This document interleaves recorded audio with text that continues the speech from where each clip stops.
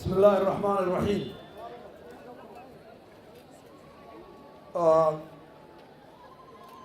dhammaan shacbiga Soomaaliland meel uu joogaba maanta waxaan u sheegayaa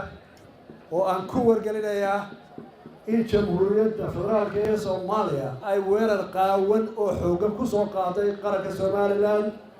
ciidamada degan jiida hore saaka waa bariga dagaalkiina hadda uu socdo. waxaan u sheegayaa qaranka Soomaaliland inay ciidamada Soomaaliland dhammaan ka gaareen jooyinkii laga soo wareegay guulada taaban karo oo ay weliba hubna ka furteen jabiyeen difaaciya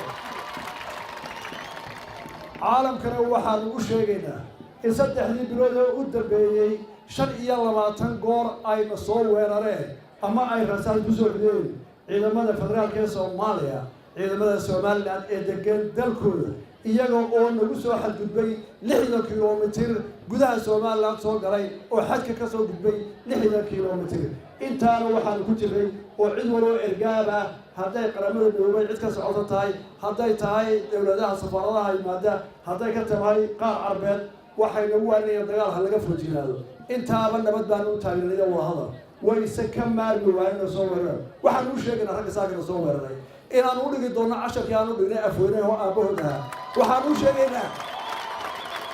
inaan u dhigi doono casharkii aan u dhignay kuwa axmoodayaan Morgan iyagan kuwa soo qaadeen waxaan u sheegaynaa inayna soo xusiyo dagaaladii 3 sano ka hor dalka ka dhacay iyo wixii la soo maray dhammaan shacbiga Soomaaliyeed waxaan ku waaninayaa oo ku boorinayaa inay iska taageeraan ciidamada qarankiisa oo dalkooda daafacaan meena joogaanba Soomaaliya ilaa 1960 maalintii la midoobay isla sanadka gudihiisa baarlamaankii Muqdisho joogay waxa uu hirgeliyay iyadoo oo aan cid waxba isweydiin sharci ahaa midow oo aan kaba qayb gelin xildhibaanadii Soomaaliland ka tagay dhammaantood waxa iska deedifeeyay go'aanadii 27 Juun uu gaaray baarlamaankii Soomaaliland ee daarta iminka maxkamadda sare u gaaray ee ahayd shuruudaha lagu midoobay khilaafkii maanta dhashay wuxuu keenay dhimashadii ugu horeysay December 60kii markii saraakiishii garaabka isku dayday lagu dilay Maxamed Saciid Ali ilaa maalinta dilka laga bilaabo ilaa saakada aynu joogno waa noo dil iyo weerar iyo burbur ay nagu hayso